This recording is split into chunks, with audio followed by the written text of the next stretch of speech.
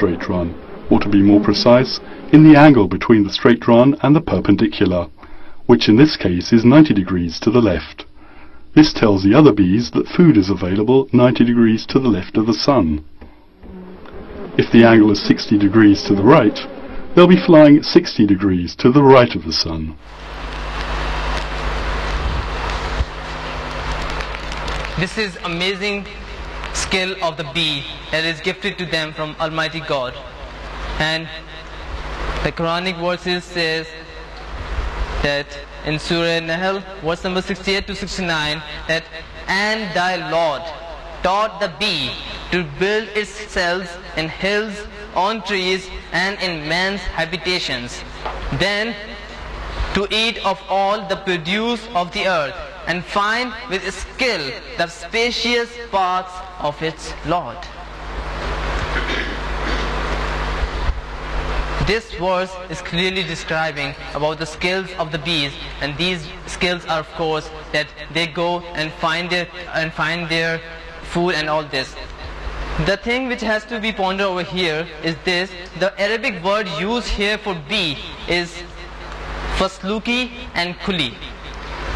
This word specifically refers to the female bee. And the research has shown of one frisk that the bee who finds their target, who finds their food, these bees are worker bees and they are female bees and not the male. Now let us analyze in the Shakespearean's time, in the Shakespeare's play Henry IV. In this play there were some characters who spoke about the bees. And he said that the bees are worker bees and soldiers, and they are male, and they go back to their targets to find their food, and they are answerable to the king. This is what the concept of bees that in that century, in Shakespeare's time, that they thought it is male. And so the Quran has clearly described this fact that the bee who searches for their food is not a male one, that is a female bee. And they are answerable to their queen. And it took modern investigations in the last 300 years to discover it, which Quran has already described about 1400 years ago. Now, the communication and lifestyle of ants. Now, let me tell you a verse regarding this. As we all know that the Prophet Hazrat Sulaiman alayhi salam had the ability to understand the language of all the creatures, and he had the ability, he had the superiority on them. He was a king, he was like a king to them. And so regarding this, the Quran says in Surah Nahl, verse number 17 to 18, and before Sulaiman were marshaled his hosts of jinns and men and birds, and they were all kept in order and ranks. And then in the other part of it, there is a situation described, and this situation refers to us, is giving a sign that ants live in communities. It says, at length, when they came to a lowly valley of ants, one of the ants said, "O you ants, get into your habitations, lest Sulaiman and his hosts crush you underfoot without knowing it." This is what described, and this is what the sign gave by the glorious Quran about 1400 years ago. Now, in the past, those people who insulted this glorious book, the Quran, they said, taking it as a book of fairy tales in which ants talk to each other and they are communicating such sophisticated messages, which was impossible for them to believe and to trust on it.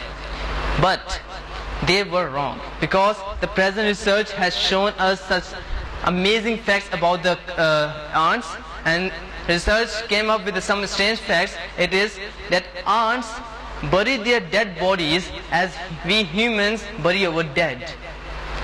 Ants are having very sophisticated division of labors. They have managers, ants have supervisions, they have foremen, workers, and etc. They have meetings once in a while to communicate each other. Ants are having very advanced communication system. They have regular markets in which they exchange their goods. And they store their grain in winter and they let it grow. And so when they think that it is being spoiled, their grain is going to be spoiled, they cut their roots as if they understand that it is going to be rotted. This is what described by the research. And any creature on the face of the earth that has a closest resemblance with the lifestyle of human beings, these are ants. Means ants are having the closest resemblance of their lifestyle with the human beings. And so the glorious Quran is very logical, very scientific, and each and every word of it is truth. And it is not at all a fairy tale book. Honey. Now, it is a healing for humankind. Previously, people even didn't know that from where this honey is coming from. They knew that honey comes from honey is on the hive of the bees, but they didn't know that where it is being produced. And so some couple of centuries ago, scientists discovered this fact that honey comes from the belly of the bees. And this research also showed them that honey has the properties of healing, of covering up their wounds for the human beings. We can take example of World War II, where the Russians used honey to heal up their wounds.